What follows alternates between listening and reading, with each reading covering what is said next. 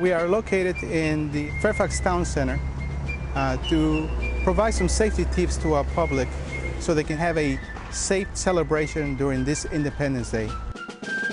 In 2010, over the 4th of July holiday, the Fairfax County Fire and Rescue Department responded to over 400 calls related to fireworks use. Some of those calls resulted in permanent injuries. The Fairfax County Fire Marshal's Office sends inspectors to check and inspect each firework sold in Fairfax County so you can have a safe and joyous Independence Day celebration.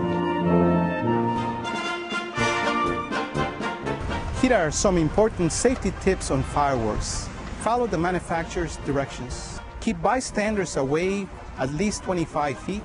Have water available in the event you need to discard some unused fireworks. If you use permissible fireworks, make sure that you light them in a flat surface away from combustible materials. Light only one firework at a time, and make sure that you store fireworks in a cool and dry place. If you need further information, please contact the Fairfax County Fire and Rescue Department at 703-246-3801.